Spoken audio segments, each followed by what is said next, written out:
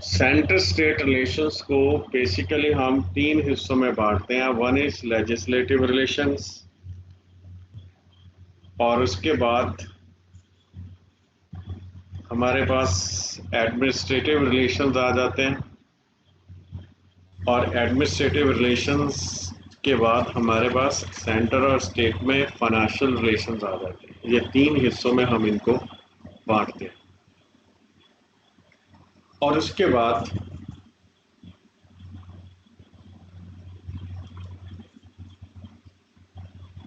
India को quasi federal या कुछ लोग फेडरल भी मानते हैं।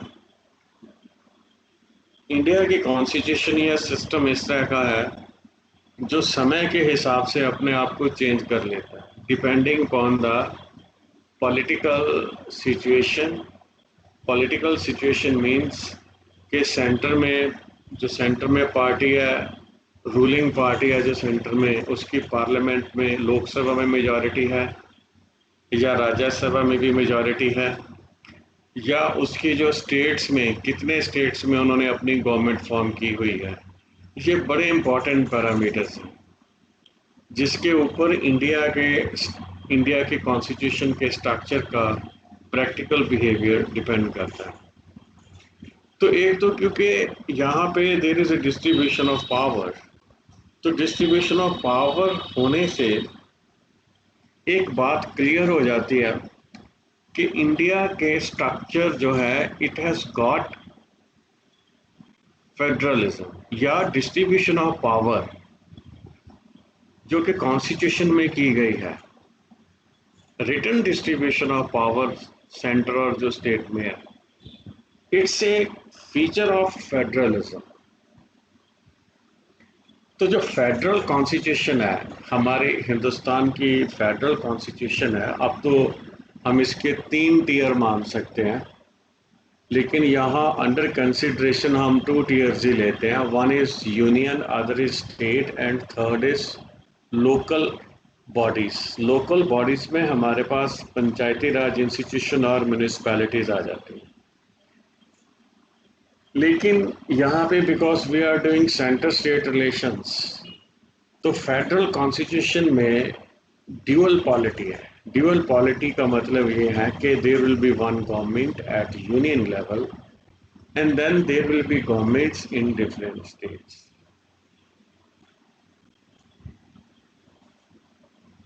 तो अब उनको अलग अलग 3 लिस्टें बन चुकी हैं। यूनियन लिस्ट में पार्लियामेंट इज सॉवरीन और सुप्रीम। स्टेट लिस्ट में it is the state which is sovereign, हालांकि इसकी एक्सेप्शंस हमारे पास हैं। और जो थर्ड स्ट्रक्चर हमारे पास आता है, जो थर्ड लिस्ट है वो कंकरेंट लिस्ट है। इसमें दोनों लेजिस्लेट कर सकते हैं कंकरेंट लिस्ट के ऊपर। और इसके अलावा हमारे पास एक रेजिडुअल, जो हमारे पास रेजिडुअरी लिस्ट बन जाती है या रेजिडुअरी इश्यूज आ जाते हैं। तो वो रेजिडुअरी इश्यूज वो होते हैं जो तीनों लिस्टों में नहीं आते हैं, तो उसको भी हम डील करेंगे। तो अब हमारे पास क्या है कि बेसिकली फेडरल कॉन्स्टिट्यूशन ने ड्यूअल पॉलिटी एस्टेब्लिश की है और अपने अपने एरिया में दोनों को सॉवरीन पावर्स दिए, और दोनों अपने अपने फील्ड में they are independent in their own fields.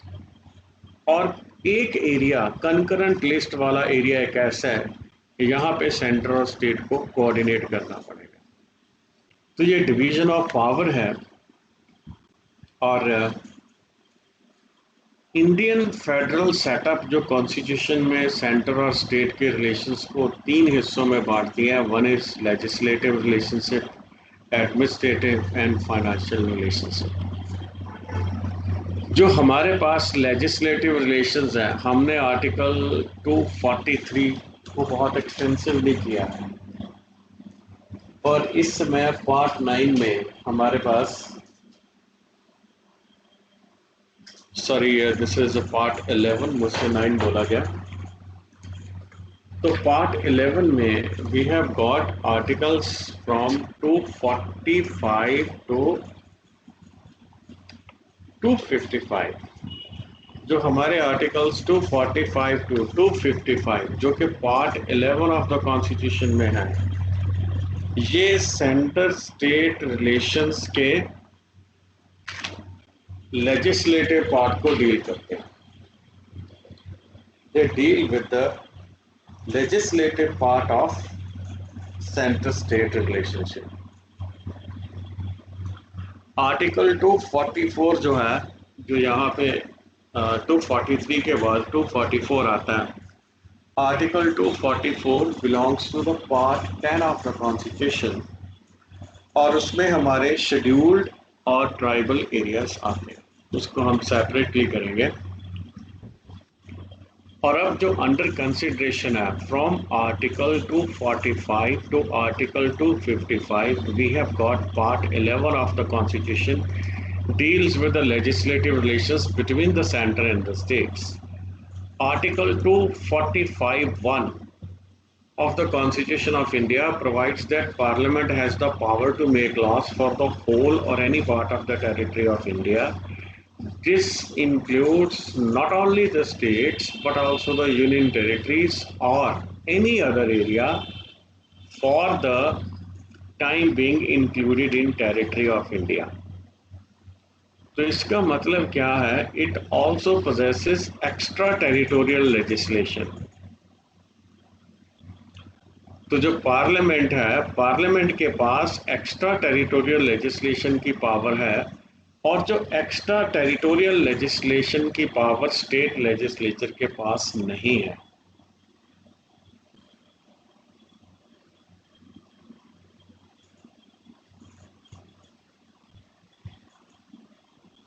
और उसके बाद state legislature is competent only to make laws for whole or any part of the state to which it belongs. State legislature जिस state का है, वो उसी state में उसी state के लिए कानून बनाने के लिए योग्य है या competent है, जिसको हम बोलते हैं। So that is competent only in making laws for the territorial jurisdiction of that state. हमारे पास कुछ यूटीज हैं, जैसे अंडमान निकोबार, लक्षद्वीप, इनके लिए regulations made by president have the same force as the acts of parliament. ये आप इसको carefully note कीजिए। For certain UTs like Andaman and Nicobar and Lakshadweep, regulations made by the President have the same force as the acts of Parliament, and such regulation may repeal or amend a law made by Parliament in relation to such territory. The application of acts of Parliament to any scheduled area may be barred or modified by notification made by governor. तो ये हमारे पास जो scheduled areas हैं, इनके कुछ हमारे पास typical cases हैं।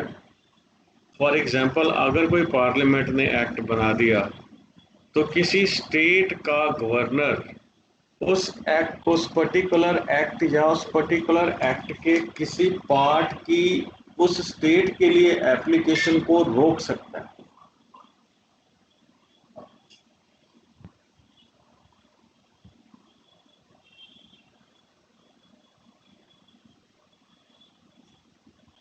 And the next part, in distributing the subject matter between the state and center, जो हमारे पास लिस्ट है, ये हम कनाडा से फॉलो करते हैं, division of scheme. Subject matters को जो हमने सेंटर और स्टेट लिस्ट में बांटा है, ये कैनेडियन मॉडल के आधार के ऊपर है। और सबसे पहले हमारे पास centre list, state list, sorry union list और स्टेट लिस्ट और कंकरेंट लिस्ट, ये गवर्नमेंट ऑफ इंडिया एक्ट 1935 के अंडर इसको बनाया गया था। और वहां पे इसके नाम थे federal, provincial and concurrent list. India की कॉन्स्टिट्यूशन में के जो टोटल अबाउट 400 आर्टिकल्स हैं, उन आर्टिकल्स में से 255 जो आर्टिकल्स हैं, या तो ये as it is government of India act 1935 से लिए गए हैं, या 1935 के आर्टिकल को थोड़ा बहुत मॉडिफाई करके as it is Indian constitution में उसको डाल दिया गया। तो जो इंडियन कॉन्स्टिट्यूशन की जो मदर है वो गवर्नमेंट ऑफ इंडिया एक्ट 1935 है। तो आप अगर परसेंटेज निकालनी शुरू करें तो हमारे पास 255 आउट ऑफ 400 अबाउट 64 to 64% जो हमारे पास 63-64% जो हमारे पास कॉन्स्टिट्यूशन है, उसका 63 to 64% डायरेक्टली हमने पिकअप किया है गवर्नमेंट ऑफ इंडिया एक्ट से। और वो पार्ट जो गवर्नमेंट ऑफ इंडिया एक्ट 1935 से हमने डायरेक्टली पिकअप किया, उस पार्ट में ये यूनियन लिस्ट, स्टेट लिस्ट और कंकरेंट लिस्ट भी है। और यूनियन लिस्ट में वैसे देयर वर 100 सब्जेक्ट्स, आजकल 100 सब्जेक्ट्स हैं, और इसमें सर्विस टैक्स को ऐड किया गया इन 2003। ये सब्जेक्ट की लिस्ट में थोड़ी बहुत चेंज भी हो सकती है, इसको थोड़ा रिसेंटली अपडेट कर लेंगे। स्टेट लिस्ट में 66 सब्जेक्ट्स हैं। जो कंकरेंट लिस्ट है इसमें 52 सब्जेक्ट्स हैं। तो जो यूनियन लिस्ट में सब्जेक्ट्स मेंशन किए गए हैं, ये सारे सब्जेक्ट नेशनल इंपॉर्टेंस के हैं और पार्लियामेंट ही इनके ऊपर कानून बना सकती है। जो स्टेट लिस्ट में है, दे आर स्टेट जो है, इसके ऊपर स्टेट को एक्सक्लूसिव पावर है टू मेक लॉज। और तीसरी हमारे पास कंकरेंट लिस्ट है। Concurrent list is a twilight zone, जिसमें both centre and state they are competent to make laws without any conflict. अगर कोई इसमें कॉन्फ्लिक्ट एरर वगैरह होता है तो सेंट्रल लॉ प्रिवेल कर जाता है normally. Residuary powers, Article 248, Parliament has exclusive power to make laws on the subjects that are not enumerated in the list.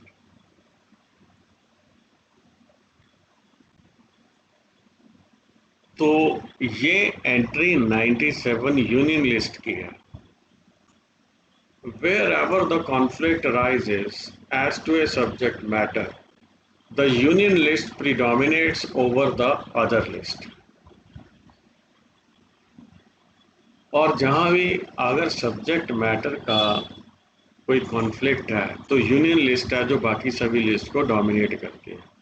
To determine whether a particular enactment falls under one entry or the other, it is the pith and substance of such enactment and not its legislative level that is taken account of. Pith and substance means true objective of legislation or the statute, and the competence of legislature which enacts it. एक colourable legislation होते हैं। The motive of the legislature are otherwise irrelevant for determining whether it has transgressed the constitutional limit of legislative power. The principle is based on the maxim that you cannot do indirectly what you cannot do directly. तो आप कई बार law ऐसा ऐसा बना देते हो जिसमें you are trying to do something indirectly जो कि आप सीधे तौर पे नहीं कर सकते। तो ऐसी ऐसी जो किसी लेजिस्लेशन को कलरेबल रेशन बोलते हैं and they are not allowed. Next, under article 249, in the national interest, Parliament has the power to make laws with respect to any matter included in the state list. तो parliament state list के किसी भी matter के ऊपर कानून बना सकता है। कंडीशन एक है कि अगर राज्यसभा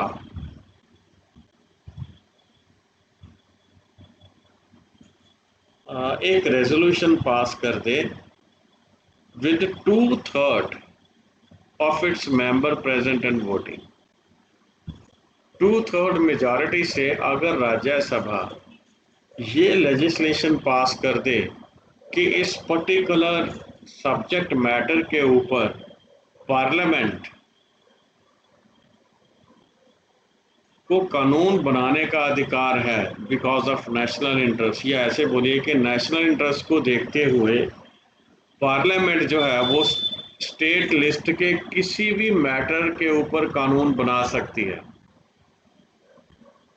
या बनाना चाहिए। अगर ऐसा रेजोल्यूशन राज्यसभा बाय 2/3 मेजॉरिटी पास कर देती है तो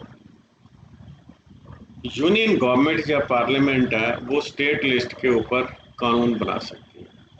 जब इमरजेंसी लग जाती है, article 250 empowers Parliament to make laws for the whole or any part of the territory of India with respect to all matters in the state list. जब इमरजेंसी प्रोक्लेम्ड होती है, आर्टिकल 250 एम्पावर करता है parliament को कि वो state list के किसी भी मैटर के ऊपर कानून बना सकती है। लेकिन जो ऐसा कानून पार्लियामेंट ने बनाया है ये इमरजेंसी खत्म होने के बाद 6 महीनों में विद इन 6 मंथ्स ये इनफेक्टिव हो जाएगा। आर्टिकल 252 हमें ये कहता है कि if the legislature of the 2 और मोर स्टेट, अगर 2 या 2 से ज़्यादा स्टेट एक रेजोल्यूशन पास कर दें कि स्टेट लिस्ट का कोई मैटर है जो उन स्टेट्स के लिए कॉमन है, उस पर्टिकुलर मैटर के ऊपर पार्लियामेंट कानून बनाए।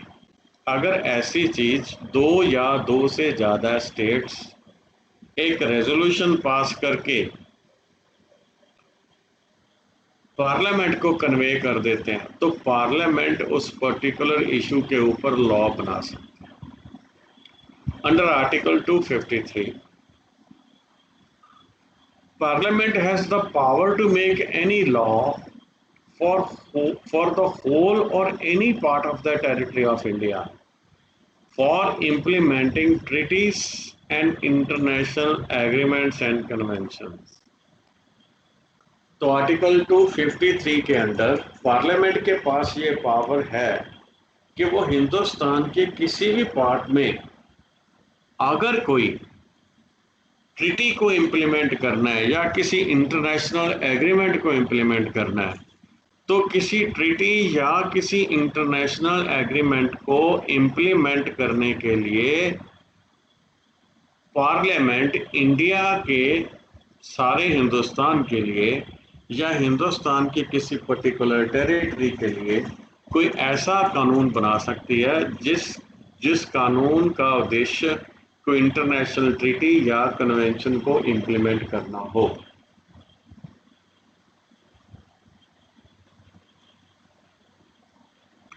Under Article 256, Parliament is empowered to make laws with respect to all matters in state list when there is a failure of constitutional machinery of the state.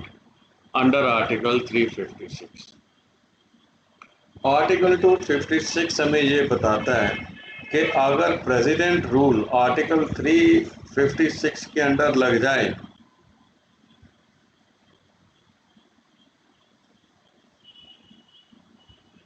तो उस case में जो parliament है ये स्टेट लिस्ट के ऊपर या उस स्टेट के लिए कानून बना सकती है।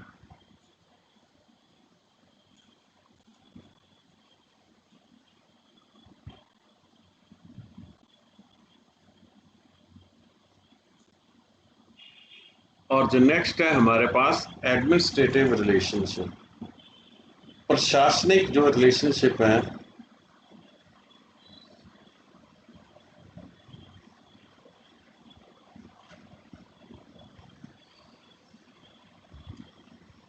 अब उनकी बात।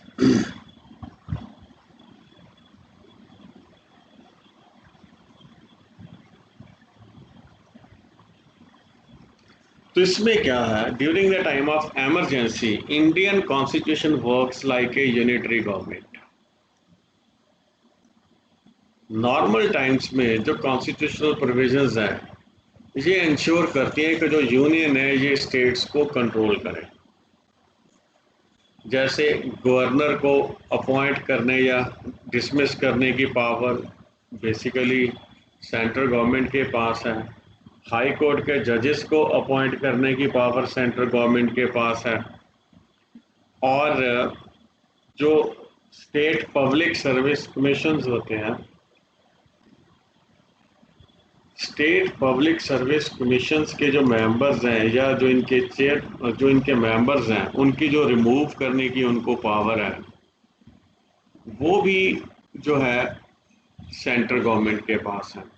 हालांकि जो स्टेट पब्लिक सर्विस कमीशंस जो होते हैं इनको अपॉइंट करने की पावर गवर्नर के पास होती है, लेकिन इनको रिमूव करने की जो पावर है वो गवर्नर के पास नहीं होती, वो प्रेसिडेंट साहब के पास होती है।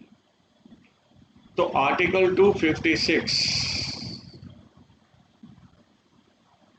एक ये बात इंक्लूड करता है कि अगर स्टेट ने कोई कानून बनाना है, स्टेट ने किसी तरह का कोई लेजिस्लेशन करना है, तो वो उसने इस तरह से कानून बनाना है कि जो सेंट्रल गवर्नमेंट के या पार्लियामेंट ने कानून बना रखे हैं उनकी वो कंप्लायंस करें, उनको कॉन्ट्राडिक्ट ना करें।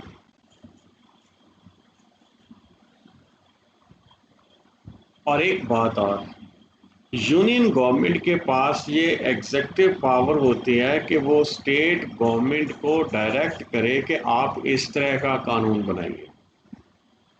Further article 257 provides that the state must exercise their executive power in such a way so as not to impede or prejudice the exercise of executive power of the union। कि जो state government है वो इस तरह से कानून बनाए ताकि जो यूनियन गवर्नमेंट की एग्जीक्यूटिव पावर को किसी तरह की ऑब्स्ट्रक्शन या हिंड्रेंस ना हो। The powers of the union government also extends to giving directions to the state into specific matters। Union government जो स्टेट्स को दो स्पेसिफिक मैटर्स में डायरेक्शंस इशू कर सकती है। एक कैसा है कि अगर आपने कम्युनिकेशन या ट्रांसपोर्टेशन के लिए कुछ बनाना है जो कि नेशनल इम्पोर्टेंस या मिलिट्री इम्पोर्टेंस का है तो वो स्टेट गवर्नमेंट को बनाना पड़ेगा। जैसे नेशनल हाईवेज हैं, इनको चौड़ा करना होता है, इनकी 4 लेनिंग से 6 लेनिंग या 8 लेनिंग करनी है, तो उसके लिए जो लैंड है, ज़मीन जो है, ये स्टेट्स के पास होती है। तो यूनियन गवर्नमेंट स्टेट्स को डायरेक्ट करती है कि भाई नेशनल हाईवे को ब्रॉडन करना है, आप ज़मीन एक्वायर कीजिए, लैंड एक्विजिशन कीजिएगा। मेजर्स टू बी, और एक बात तो ये, उसके बाद एक और होता है कि मिलिट्री जो स्ट्रेटजीज होती हैं, जैसे इंडो चाइना में अब स्टैंड ऑफ हो गया था, तो उसमें कुछ और बातें होती हैं। एक तो मेन कम्युनिकेशन लाइंस होती हैं, वो तो जो स्टेट गवर्नमेंट ने मेंटेन करनी होती हैं, लेकिन in addition to that military point of view से sometimes we need alternative communication और ट्रांसपोर्टेशन चैनल्स। चैनल्स का मतलब रोड, वो जो इस तरह का भी जो रोड इंफ्रास्ट्रक्चर अगर सेंट्रल गवर्नमेंट मिलिट्री पर्पस या किसी नेशनल पर्पस के लिए स्टेट को डायरेक्ट करती है तो उसको वो बनाना पड़ेगा। हाँ, लेकिन स्टेट उसमें सेंटर से को ये बोल सकती है कि इसके लिए इतनी ज़मीन एक्वायर करनी पड़ेगी और इस पैसे इतना जो फार्मर्स को एज ए कॉम्पनसेशन पे करना पड़ेगा। इस तरह के इश्यूज स्टेट गवर्नमेंट रेस कर सकती है और करती है, लेकिन ये स्टेट गवर्नमेंट रिफ्यूज नहीं कर सकती कि भाई आप तो बोलते हो कि ज़मीन एक्वायर करो, हमारे पास तो पहले ही ज़मीन कम है, हम कैसे ज़मीन एक्वायर कर दें। तो such kind of foolish things state government cannot say. Measures to be taken for protection of railway within the states. तो क्योंकि रेलवे है ये एक सेंट्रल गवर्नमेंट का सब्जेक्ट है, सेंट्रल गवर्नमेंट का डिपार्टमेंट है, तो अब अगर इसकी हम बात करें तो ये चलती तो स्टेट्स में ही है ना। तो रेलवे की प्रोटेक्शन के लिए अगर कुछ कानून बनाने हैं या कुछ मेजर्स अडॉप्ट करने हैं तो वो सभी, तो ऐसे मेजर्स रेलवेज को प्रोटेक्ट करने के लिए यूनियन गवर्नमेंट ने कुछ अगर स्टेप्स लेना चाहती है तो वो स्टेट गवर्नमेंट को बोल देते हैं कि भाई आप ऐसा कीजिए, एंड देन दे टेक दो steps and state cannot refuse. Constitution prescribes coercive sanction for the enforcement of directions through Article 256.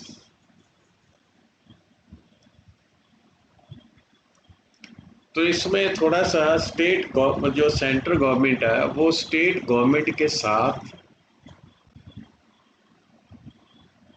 धक्का भी कर सकती है। जैसे आप बल्कि स्टेट गवर्नमेंट को वो डिसिप्लिन भी कर सकती है। मान लीजिए कि कोई सेंट्रल गवर्नमेंट बार बार किसी स्टेट को डायरेक्शंस दे रही है और स्टेट गवर्नमेंट डेलिबरेटली उन डायरेक्शंस को रिफ्यूज कर रही है, तो जो सेंट्रल गवर्नमेंट है वो गवर्नर से रिपोर्ट लेके वहां पे प्रेसिडेंट रूल लगा सकती है।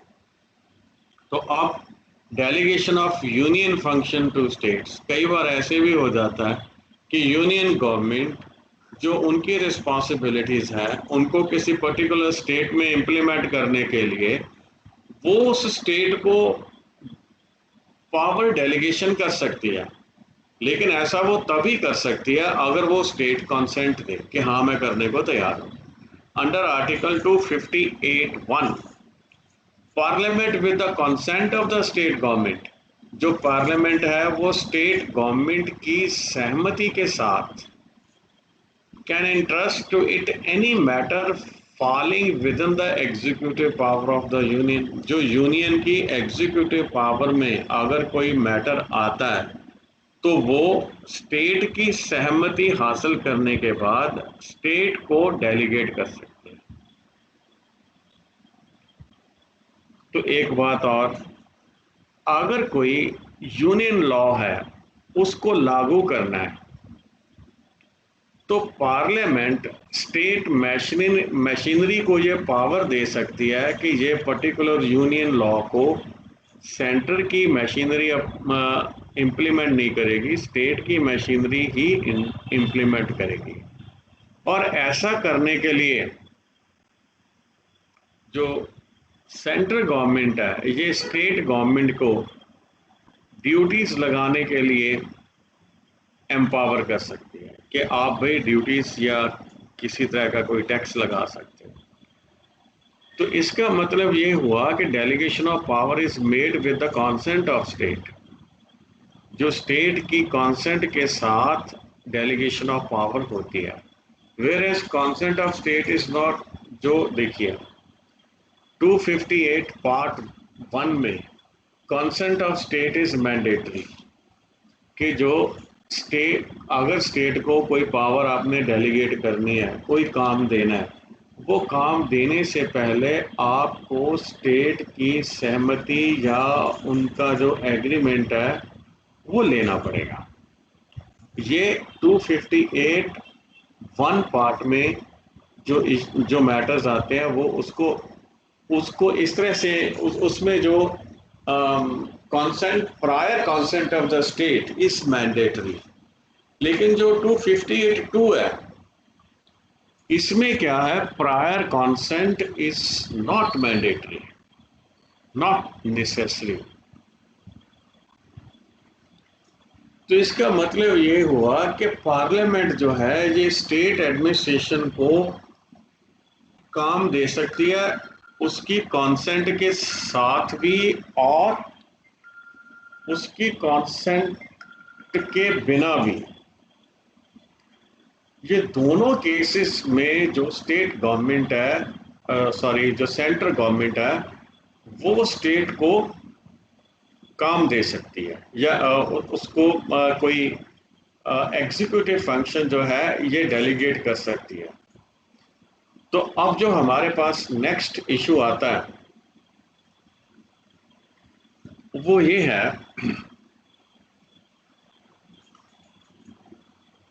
तो ये तो था कि यूनियन गवर्नमेंट स्टेट गवर्नमेंट को भी काम दे सकती है। अब इसका reverse, state government has also power to delegate. ये थोड़ा सा ऑकवर्ड या ऑड लगने वाला मामला है। State government has also the power to delegate its function to union and its offices। तो स्टेट गवर्नमेंट जो है वो भी यूनियन गवर्नमेंट को अपने कुछ काम दे सकती है कि आप कर लो।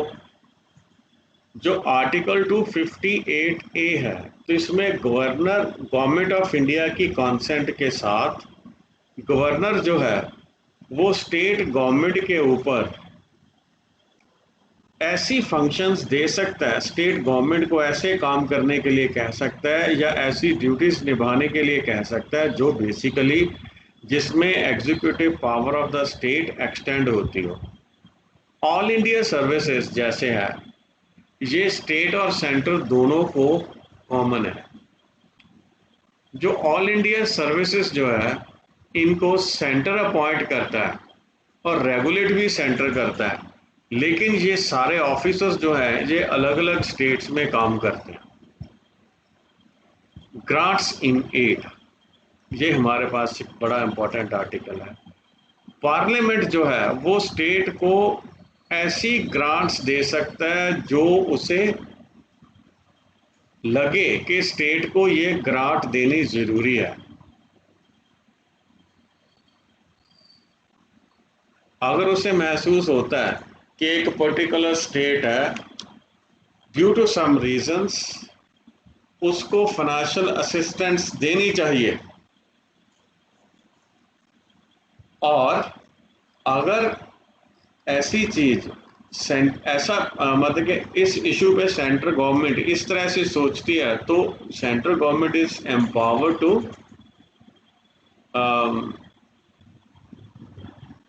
Issue such kinds of grants. एक आर्टिकल 263 है, this is very important article. इस आर्टिकल के अंडर जो है हमारे पास इंटर स्टेट काउंसिल्स जो है ये एस्टेब्लिश होते हैं। और इसी तरह से एक आर्टिकल 262 है। आर्टिकल 262 के अंदर जो वाटर एरा वगैरह के डिस्प्यूट्स हैं इनके लिए इनकी एडजुडिकेशन के लिए ट्रिब्यूनल की अपॉइंटमेंट जो है उसके बारे में लिखा हुआ है, और साथ में ये भी लिखा हुआ है कि inter state water river disputes जो हैं उस केस में सुप्रीम कोर्ट की ओरिजिनल ज्यूरिसडिक्शन नहीं है।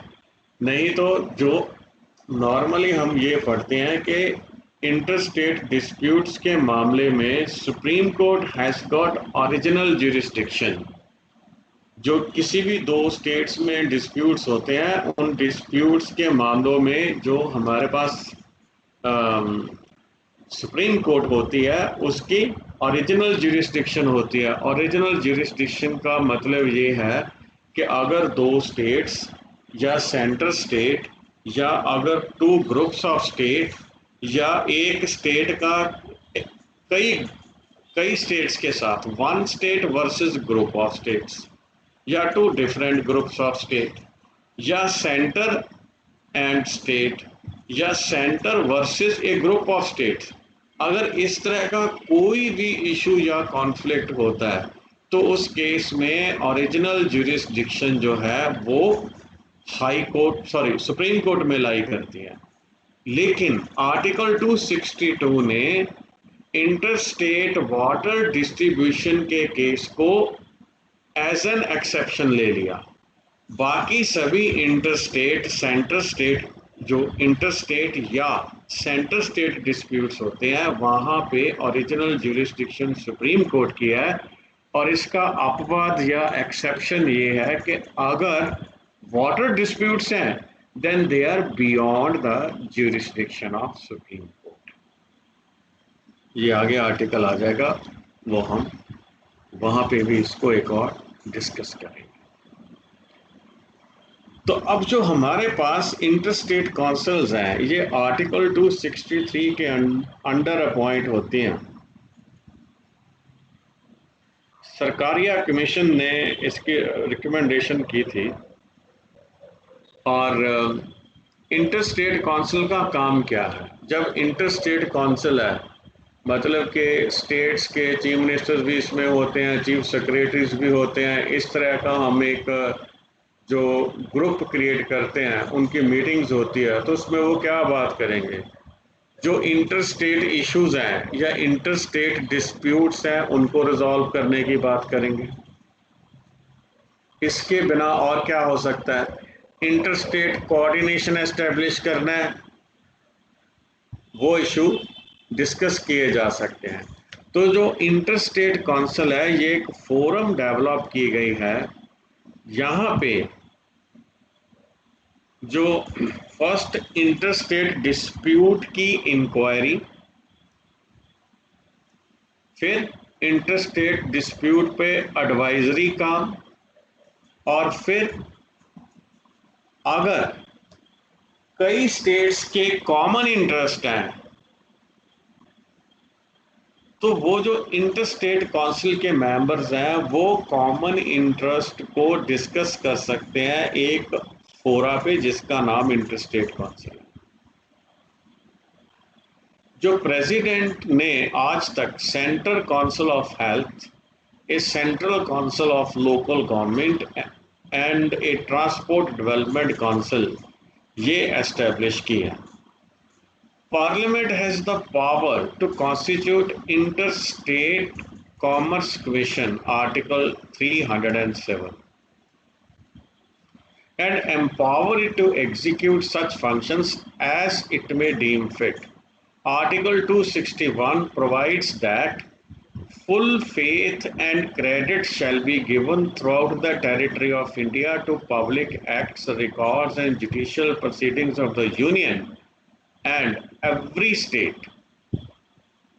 The 261 article is very important, provides that full faith and credit shall be given throughout the territory of India to public acts, records, and judicial proceedings of Union and every state. Union या किसी भी state में अगर कोई कानून बनता है या कोई रिकॉर्ड क्रिएट होता है या जुडिशियल प्रोसीडिंग्स है तो उसमें विश्वास रखना और उसको क्रेडिट देना। मतलब कि सिंपल लैंग्वेज में अगर किसी हाई कोर्ट ने कोई जजमेंट दी है, सपोज करो तमिलनाडु हाई कोर्ट ने एक जजमेंट दे दी, वो सिमिलर केस जो है Punjab and Haryana high court में आता है। तो Punjab and Haryana high court में जो तमिलनाडु कोर्ट का केस है वो एज एन एविडेंस या एज ए रेफरेंस पॉइंट उसको कोट किया जा सकता है। इसका मतलब ये है, जब आप देखोगे जितने लॉयर्स हैं, पहले तो इनकी सीडी आती थी, अब तो मेरे हिसाब से ऑनलाइन सिस्टम होगा, उसमें अलग अलग केसेस की जो सभी जजमेंट्स हैं वो कंपाइल की होती हैं। Article 261(3) declares that final judgment or orders delivered or passed by civil courts in any part of territory of India shall be executed anywhere in the country. ये बड़े इंपॉर्टेंट पॉइंट्स हैं। जो final judgement या order किसी civil court ने पास कर दिए हैं हिंदुस्तान की किसी भी टेरिटरी में, तो वो पूरे हिंदुस्तान में कहीं भी एग्जीक्यूट किए जा सकते। मान लो कि कोई आदमी ने पंजाब में किसी से कर्जा लिया था और उसने वो कर्जा वापस नहीं किया, तो उस आदमी की प्रॉपर्टी अटैच की गई और वो प्रॉपर्टी फॉर एग्जांपल किसी और स्टेट में है, या कोर्ट ने ऑर्डर कर दिया है कि आप भाई जो इसका जो सारा पैसा है, जो डिक्री होल्डर पार्टी है, उसका जो सारा पैसा अपनी जायदाद बेच के पूरा करो, तो उनकी जायदाद कहीं भी हो वो सेल की जाएगी। Article 262 with in the territory of India, अगर फॉरेन है तो उसमें हम ऐसी बात नहीं कर सकते क्योंकि वहां पे इंडिया की टेरिटोरियल ज्यूरिसडिक्शन काम नहीं करती।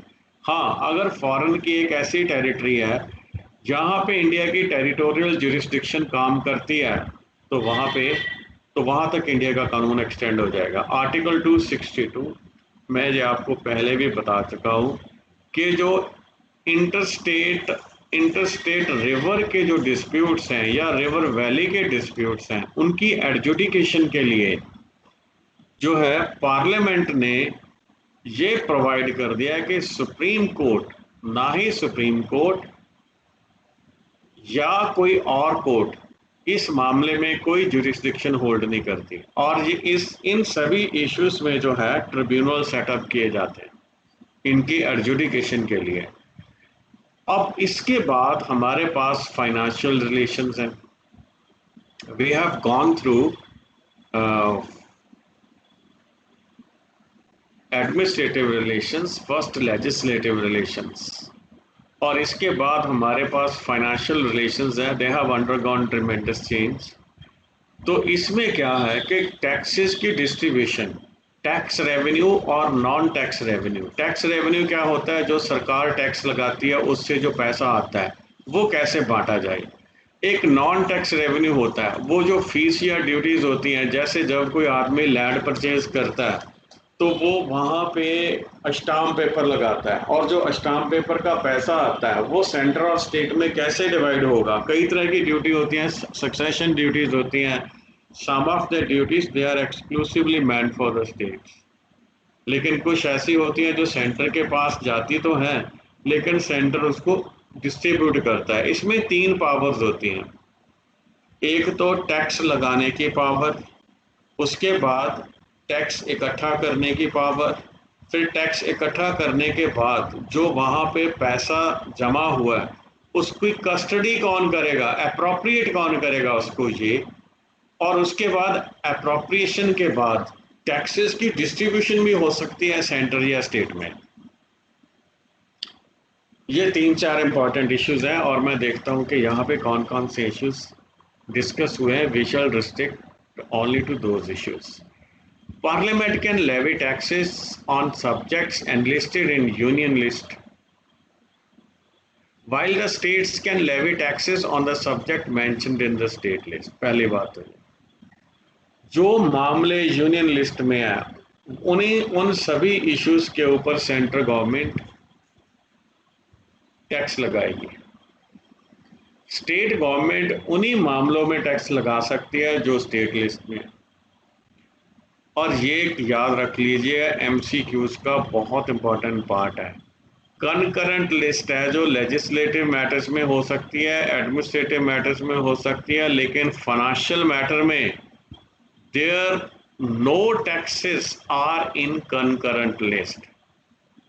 All the taxes are either in central list और in state list. Full attention pay कीजिए। There are no taxes on the subjects of concurrent list. Finance commission article 280 recommends to the president on the distribution of net proceeds of taxes between the center and state। Centre और state में आपने taxes को कैसे बांटना है। Next, distribution of taxes.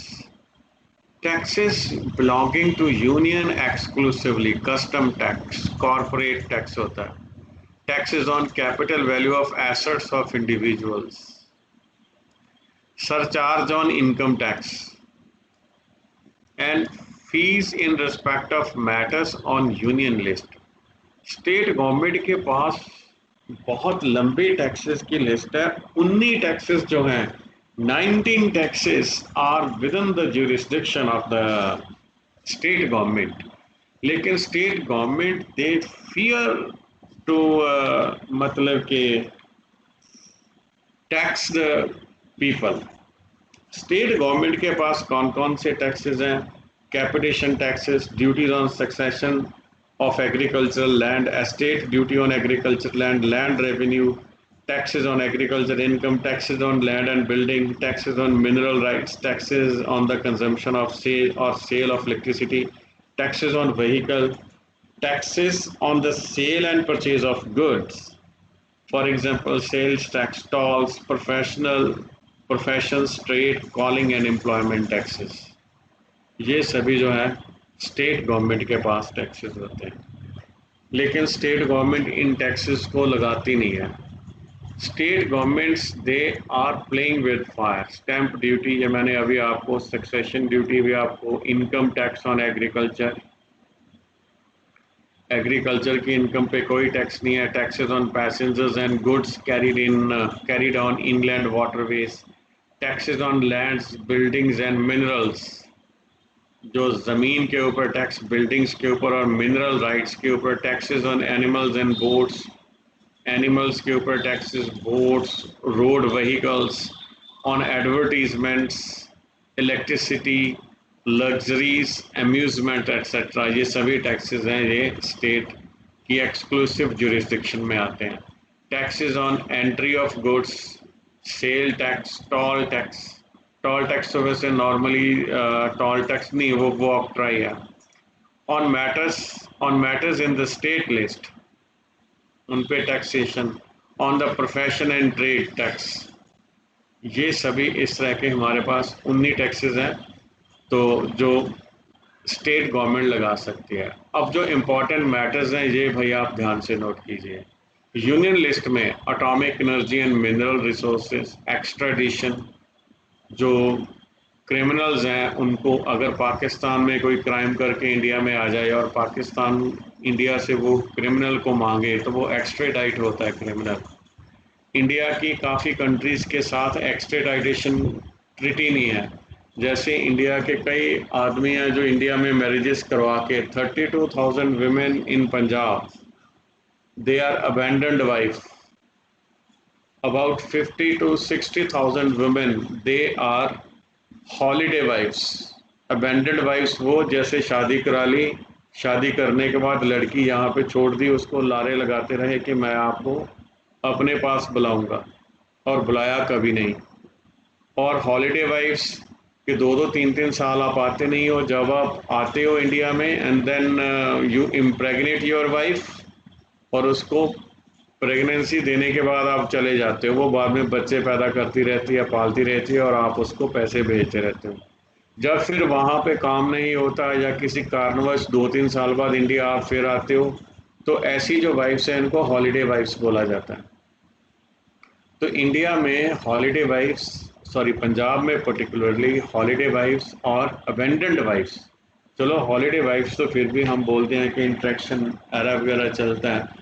Abandoned wives जो है वो पंजाब में बहुत ज़्यादा है। जो अबेंडेंड वाइफ्स हैं, जैसे कई लेडीज से मैरिजेस होगी,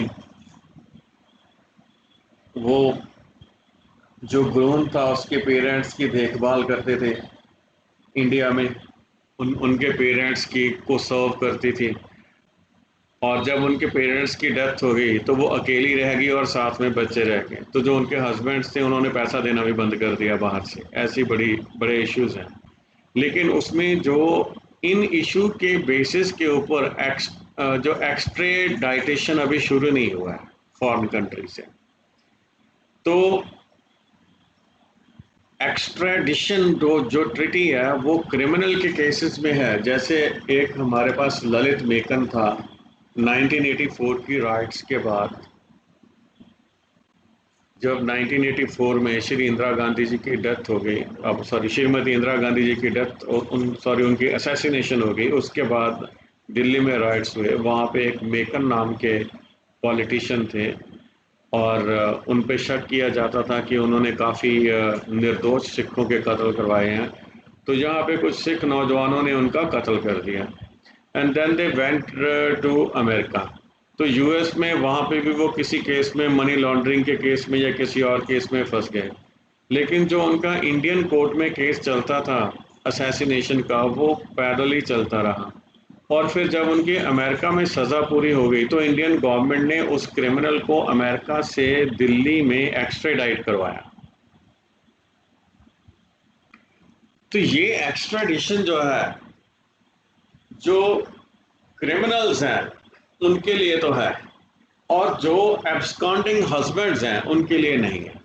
तो इस तरह से जो एक्स्ट्राडाइटेशन के समझौते होते हैं, ये एक कंट्री दूसरे कंट्री के साथ कर सकता है। पंजाब का चीफ मिनिस्टर अमेरिका के किसी स्टेट के काउंटर पार्ट के साथ नहीं कर सकता, मोदी जी ही कर सकते हैं किसी के साथ। इसी तरह से बैंकिंग जो है ये यूनियन लिस्ट में आता है, इंश्योरेंस यूनियन लिस्ट में आता है, स्टॉक एक्सचेंजेस या फ्यूचर मार्केट्स ये यूनियन लिस्ट में आती हैं, patents, inventions and designs, copyright, trademarks and merchandise marks ये सभी यूनियन लिस्ट में आते हैं, सेंसस, कॉरपोरेशन टैक्स, या कोई भी ऐसा मैटर जो कि रेसिडुअरी मैटर जिसको हम बोलते हैं, जो कि हमारी स्टेट लिस्ट या कंकरेंट लिस्ट में नहीं आता, वो उसको यूनियन लिस्ट में ही माना जाता है। 97th एंट्री है ये यूनियन लिस्ट में।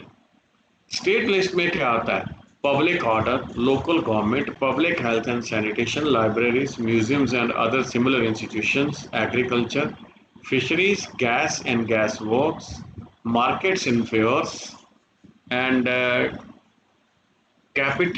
captivation taxes। और concurrent में क्या आता है? criminal laws, criminal procedure, preventive detention, marriages and divorces, transfer of property other than agricultural land, contract, civil procedure, contempt of court but not including the contempt of Supreme Court, prevention of cruelty to animals, economic and social planning, legal, medical and other professions, electricity and archaeological sites।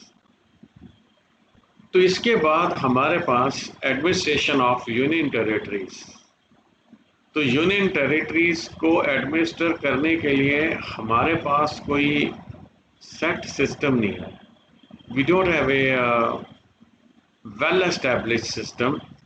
कुछ union territories as a state काम कर रही हैं, कुछ union territory में parliament कानून बना रही है और एक एडमिनिस्ट्रेटर वहाँ पे कानून की एग्जीक्यूशन कर रहा है। Let us see, there is no uniform system of administration in union territories. Parliament has been vested with the power to prescribe structure of administration. UT में एडमिनिस्ट्रेशन का स्ट्रक्चर क्या होगा, इसका फैसला पार्लियामेंट लेती है। तो एडमिनिस्ट्रेशन जो यूटीज की है, इनके जो एडमिनिस्ट्रेटर हैं इनके कई नाम हैं, जैसे lieutenant governor, chief commissioner, administrator. Daman and Diu और पौंडीचेरी में इनको लेफ्टिनेंट गवर्नर बोलते हैं, अंडमान निकोबार और चंडीगढ़ में चीफ कमिश्नर, लक्षद्वीप में एडमिनिस्ट्रेटर। जो सिमिलरली कुछ यूनियन टेरिटरीज हैं इनकी लेजिस्लेटिव असेंबलीज और काउंसिल ऑफ मिनिस्टर्स हैं, जैसे दमन दीव, पौंडीचेरी और दिल्ली। पौंडीचेरी में भी लेजिस्लेटिव असेंबली और काउंसिल ऑफ मिनिस्टर्स है, दिल्ली में भी है, और जो हम भूल जाएंगे वो दमन और दीव है। तो these are UTs but they have state like structures, बाकी के लिए नहीं है। तो यहाँ पे लेजिस्लेटिव बॉडी है और काउंसिल ऑफ मिनिस्टर्स है, वहाँ पे कानून बनाने का काम और कानून को इम्प्लीमेंट करने का जो बर्डन है ये काफ़ी हद तक काउंसिल ऑफ मिनिस्टर्स पे आ जाता है। लेकिन कहाँ तक उनको कानून को इम्प्लीमेंट करने का बर्डन देना है, ये पार्लियामेंट के एक्ट के ऊपर ही डिपेंड करता है। जैसे जो दिल्ली का जो होम डिपार्टमेंट है वो सेंट्रल गवर्नमेंट के पास है, दिल्ली की जो गवर्नमेंट केजरीवाल गवर्नमेंट के पास नहीं है। तो ये जो पार्लियामेंट स्टेट हुड या इस तरह का लेजिस्लेटिव असेंबली या काउंसिल ऑफ मिनिस्टर्स किसी यूनियन टेरिटरी में अगर क्रिएट करती है तो वो उस एक्ट में ये भी क्लियर करती है कि जो इनकी जो काउंसिल ऑफ मिनिस्टर्स है, जो लेजिस्लेटिव असेंबली है, ये कौन कौन से इश्यूज के ऊपर लेजिस्लेट कर सकती हैं या कानून की एग्जीक्यूशन कर सकती हैं। नॉर्मली इनको क्या होता है, they have got a right to legislate on subjects of state list and concurrent list.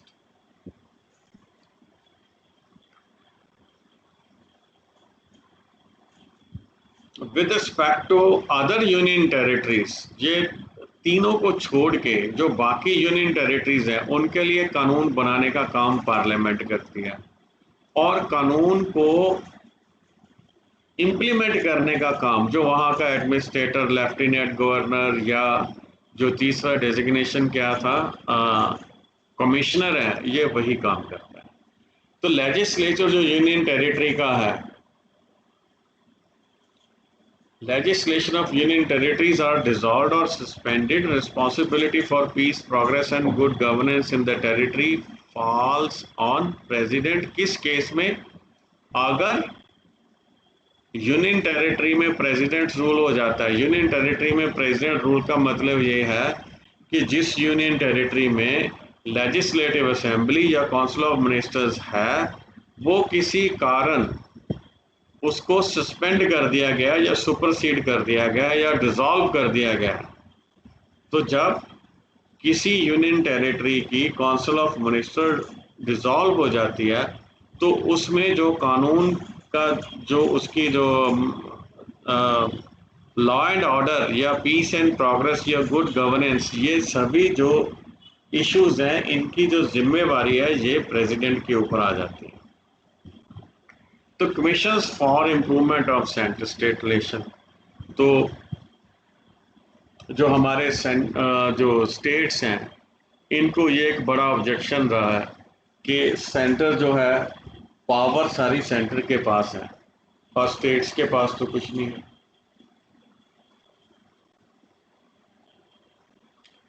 इसी इशू के ऊपर एक अनंतपुर साहब रेजोल्यूशन था जो अकालियों ने लाया था। It was a resolution meant for all the states, लेकिन इसमें 2-4 पॉइंट उन्होंने ऐसे डाल दिए कि इस रेजोल्यूशन को एंटी नेशनल माना जाने लगा। और एक जो अनंतपुर साहब रेजोल्यूशन है, इसमें जो है इसके 3-4 वर्जन्स हैं, and basically it is the center state issue of decentralization of powers to states, एक predominantly ये issue है, plus some other communal issues जो है।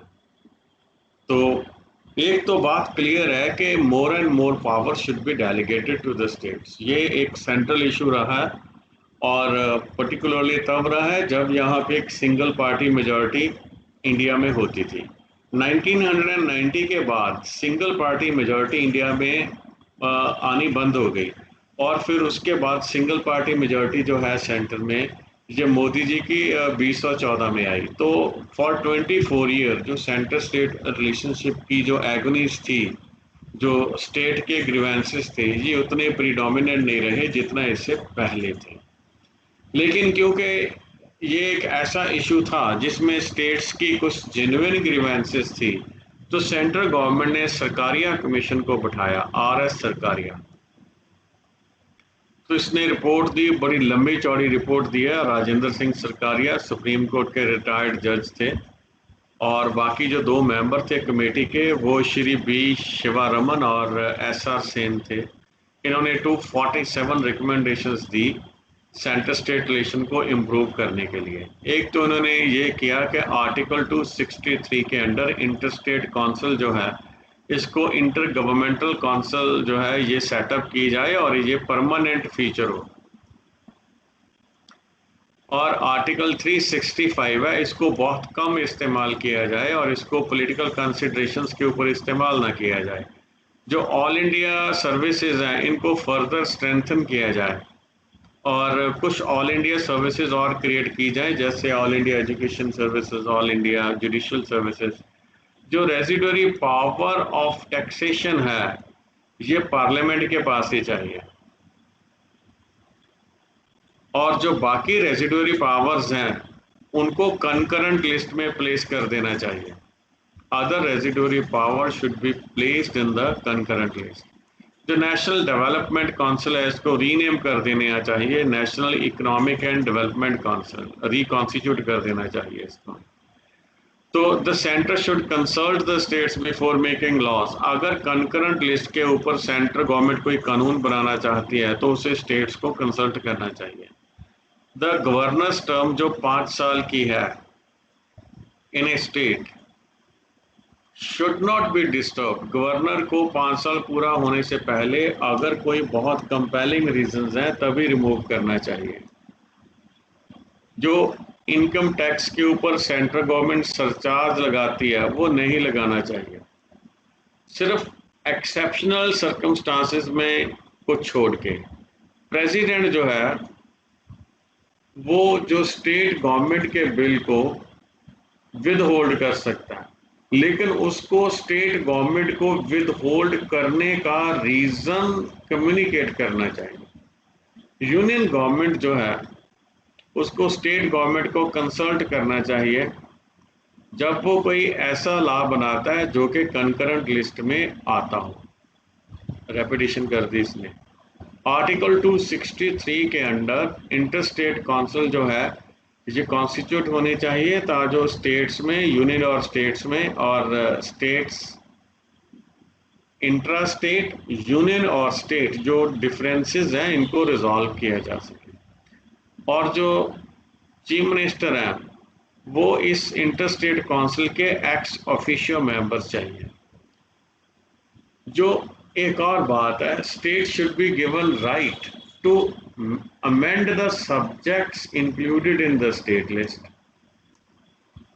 This requires amendment to article 252 of the Constitution. An expenditure commission should be set up at the union level. The corporation tax should be distributed. जो corporation tax है ये central government के पास ही रहता है और exclusively central government का है। Income tax distribute होता है सेंटर और स्टेट में। तो उन्होंने ये बोला कि कॉरपोरेशन टैक्स को भी आप सेंटर और स्टेट में डिस्ट्रीब्यूट करना चाहिए। इसके बाद 2007 में एक पंछी कमीशन बैठाया गया सेंटर स्टेट रिलेशन के ऊपर। तो इसने रिकमेंड किया कि it recommended higher central transfer to backward states to enable them to improve physical and human infrastructure. तो उन्होंने ये बोला कि जो बैकवर्ड स्टेट्स हैं सेंट्रल गवर्नमेंट को इनको ज़्यादा फंड्स ट्रांसफ़र करने चाहिए। तो बैकवर्ड रीजन जो कंट्री के हैं उनकी डेवलपमेंट के लिए मल्टी प्रॉन्ग स्ट्रेटजी जो है वो अप्लाई होनी चाहिए, जैसे infrastructure development, proactive policies, private investment के लिए कुछ पॉलिसीज़ बनानी चाहिए, पब्लिक एक्सपेंडिचर, सोशल सेक्टर में एक्सपेंडिचर ज़्यादा होना चाहिए जैसे हेल्थ, एजुकेशन या एरिया स्पेसिफिक स्ट्रेटजीज भी होनी चाहिए। और फाइनेंस कमीशन और प्लानिंग कमीशन में कोऑर्डिनेशन नहीं है। फाइनेंस कमीशन बोलता है कि मैं कॉन्स्टिट्यूशनल बॉडी हूँ और मैं कम पैसा डिस्ट्रीब्यूट करता हूँ सेंटर और स्टेट के बीच, जबकि प्लानिंग कमीशन एक रेजोल्यूशन के द्वारा क्रिएट की गई बॉडी है। It has been created by a resolution. लेकिन प्लानिंग कमीशन फंड्स की डिस्ट्रीब्यूशन करता है सेंटर और स्टेट्स में। ज़्यादा फंड्स हैं वो प्लानिंग कमीशन के हाथ में आते हैं डिस्ट्रीब्यूशन करने के लिए। फाइनेंस कमीशन के पास इतनी पावर नहीं है। तो एक बात, ये दोनों बॉडीज में कोऑर्डिनेशन होना चाहिए। तो the synchronisation of the periods covered by हाँ, जो 5 ईयर प्लान है और जिस पीरियड के लिए फाइनेंस कमीशन रिकमेंडेशंस कर रहा है वो सेम होना चाहिए। ऐसे नहीं होना चाहिए कि मतलब कि फाइनेंस कमीशन ने रिकमेंडेशन की, आधा पीरियड तो उसका for example 6th 5 year plan में आता है और आधा पीरियड 7th 5 ईयर प्लान में आता है। ऐसे नहीं होना चाहिए। जो रिकमेंडेशंस होनी चाहिए वो फुल फ्लैज्ड 5 साल के लिए, और वो 5 साल जो हैं वो फाइनेंस कमीशन की रिकमेंडेशन वाले जो हमारी 5 ईयर प्लान के जो पीरियड हैं उससे वेल सिंक्रोनाइज चाहिए। तो मैंडेटरी जो एक है कि जो हमारी लोकल गवर्नमेंट है और उनको फंड्स देने के लिए mandatory devolution of functions to the local government. अगर फंक्शंस देते हो तो उनको फंड भी दो।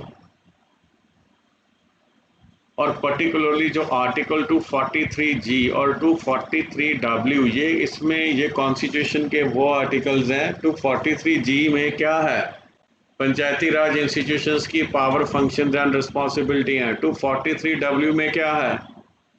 म्यूनिसिपैलिटीज की ड्यूटीज, पावर एंड फंक्शंस हैं। 243G में 29 फंक्शंस हैं, 243W में 18 फंक्शंस हैं। तो अब आपने 11th शेड्यूल 243G को कॉरेस्पॉन्ड करता है, 12th शेड्यूल 243W को कॉरेस्पॉन्ड करता है। तो आपने इन शेड्यूल्स के ज़रिए और कॉरेस्पॉन्डिंग आर्टिकल के ज़रिए पंचायती राज इंस्टीट्यूशंस और अर्बन लोकल बॉडीज़ को पावर्स और फंक्शंस तो दे दी, लेकिन वो फंक्शंस और रिस्पॉन्सिबिलिटीज़ को पूरा करने के लिए आपको उनको फंड भी देना पड़ेगा। तो पंची कमीशन ने बोला कि there should be some mechanism for mandatory devolution of functions and funds. इसने मिस किया, देयर शुड बी फंड्स। तो इसके बाद कलेक्टर जो डीसी साहब हैं, ये ओवरबर्डन होते हैं, इनके पास बहुत काम होता है और एक काम इनको आपने और दे दिया, जिला परिषद का। तो उन्होंने बोला कि जो हमारे पास पंचायती राज इंस्टीट्यूशंस के लिए एक सेपरेट एडमिनिस्ट्रेटिव स्ट्रक्चर चाहिए डिस्ट्रिक्ट लेवल के ऊपर, वो है हमारे पास पंजाब में। तो we have got block development officers at tehsil level, और डिस्ट्रिक्ट लेवल में हमारे पास district development and panchayat officer होते हैं जो सारे ज़िले को कंट्रोल करते हैं। इसी तरह से जिला परिषद के सेक्रेटरी साहब भी होते हैं, और वो भी जो है मतलब कि पंचायती राज डिपार्टमेंट से ही होते हैं। There is a well laid out structure, and DC साहब सिर्फ जो कोऑर्डिनेटरी फंक्शंस जो है जो उनकी मॉनिटरिंग फंक्शंस करते हैं थ्रू एडीसी साहब, तो ADCD साहब। The Constitution needs to be amended to provide a specific entry in List 1 of the 7th Schedule empowering the Union on matters concerning environment, ecology and climate change.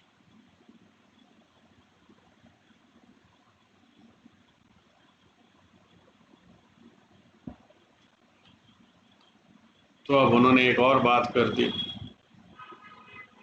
List 1 union list में आपको एक amendment करके entry करनी चाहिए। कौन सी? कि union government को empower करना चाहिए एनवायरनमेंट, इकोलॉजी और क्लाइमेट चेंज मैटर्स में। जैसे पंजाब और हरियाणा के ऊपर ब्लेम आता है कि आप जी जो फील्ड फायर्स के लिए हार्वेस्टिंग सीजन के बाद फील्ड फायर्स होती हैं, जिसको हम बोलते हैं कि पैडी सीजन के बाद जो धान होता है और जो पैडी होती है उसकी जो नाड़ बोलते हैं जिसको, उसका जो एक ट्रंक होता है और उससे जो उसको हम विद फायर भी बर्न इट आउट, तो उससे एनवायरनमेंट पोल्यूशन बहुत ज़्यादा होता है। तो वो पंजाब स्टेट को बोलते हैं, जैसे दिल्ली में अगर एनवायरनमेंट पोल्यूशन बहुत ज़्यादा बढ़ जाता है नवंबर के मंथ में, तो वो कहते हैं कि it is due to Punjab and Haryana. तो यूनियन गवर्नमेंट कुछ कर नहीं सकती, क्योंकि अगर पंजाब एंड हरियाणा में आपको पैडी फील्ड बर्निंग को रोकना है तो state government will have to take steps. लेकिन स्टेट गवर्नमेंट अपने फार्मर के खिलाफ ड्यू टू पॉलिटिकल रीजंस और वोट बैंक रीजंस ऐसे स्टेप्स नहीं लेती। Central government can venture to take such steps. तो इस एंगल से इसने ये बात की होगी। The national water resources council needs to, हाँ एक बात है, वाटर डिस्प्यूट्स बहुत ज़्यादा हैं। रिवर्स हिंदुस्तान के हैं, पंजाब कहता है ये मेरे रिवर है, मेरे रिवर्स का पानी हरियाणा को नहीं जाना चाहिए। तो पंजाब को हिमाचल बोलेगा आपके कैसे रिवर हो गए, पहले तो मेरे मत के हिमाचल की टेरिटरी में होके आते हैं। तो सतलुज को कौन कौन से स्टेट्स ओन करते हैं? पंजाब और हिमाचल। हरियाणा इसलिए मांगता है कि हरियाणा पहले पंजाब का हिस्सा था। तो water resources they are national property, और इसको नेशनल इंटरेस्ट में ही डिवाइड किया जाना चाहिए। Government should ideally explore the possibility of setting up a single regulatory for tariff regulation of power, coal and gases.